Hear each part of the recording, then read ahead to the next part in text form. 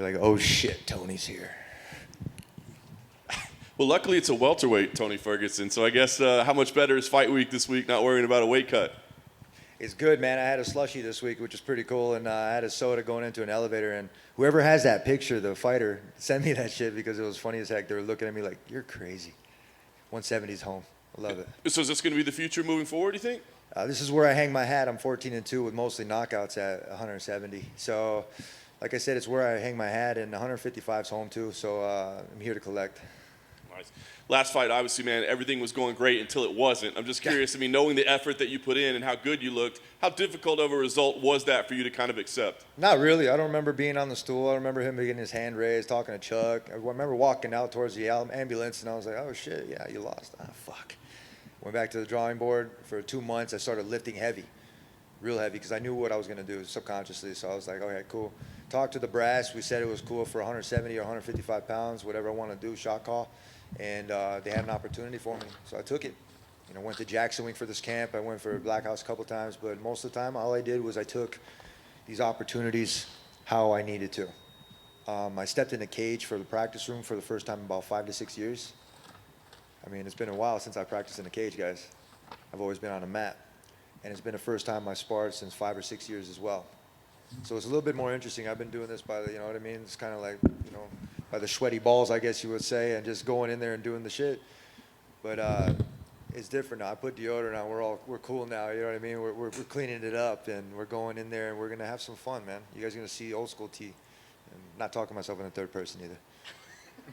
But we like that.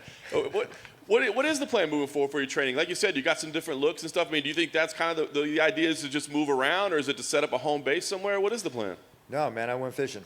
And what I got was a bunch of trainers that I believe in. I've always had my eyes on a couple of these people, like just a scout. I'm a scout. I know what the fuck to look for. I've been playing sports for 30-some years, 34 years. I've been playing sports at a high level. And the last time I put a great team together, we went on 12-5 victories. And we just made it happen. We started at a park, went to Big Bear, made up my compound. You know, I had trained out of my garage for Khabib at UFC 209, scared the shit out of that dude. And you know what I mean? We're just putting all the pieces together.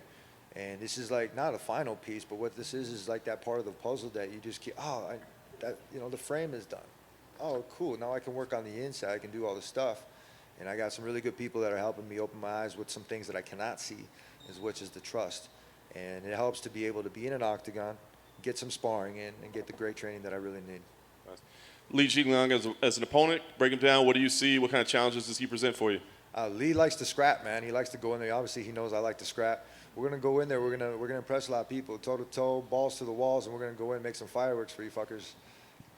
Last thing for me, what is success here for you, Tony? I mean, is this all about, you know, results oriented? It's got to be a win. I'm trying to cut swearing too, by the way, guys. It's hard. Fuck.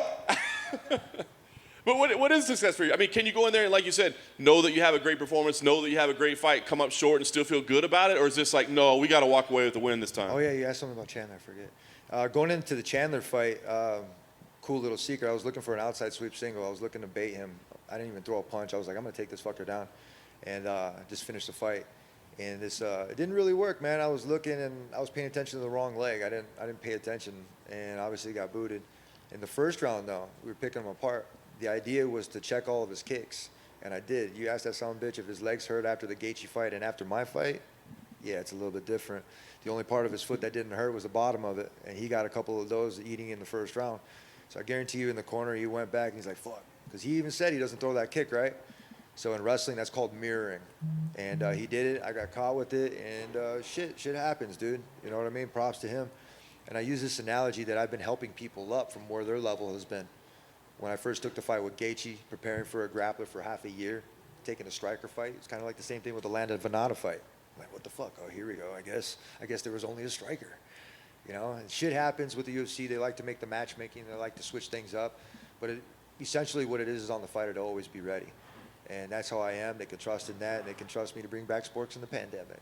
So why not go up to 170, handle business, and come out with my hand raised in victory?